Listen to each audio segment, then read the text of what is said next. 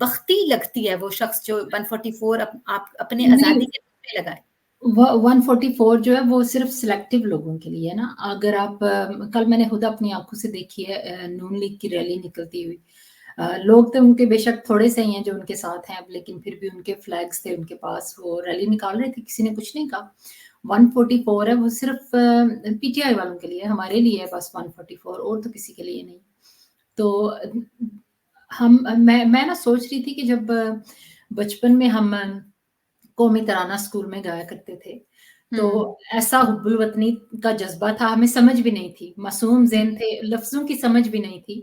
तो फिर भी हम लोग कितना जोशो-खरोश से ये अपना कौमी तराना हम लोग गाया करते थे। बिल्कुल, बिल्कुल। तो अब जब के समझ आई है, तो अब वो पढ़ते हुए रोना आता है और अपने वतन के लिए दिल दुखता है कि ये सब होने के लिए हमारा वतन हमें नहीं था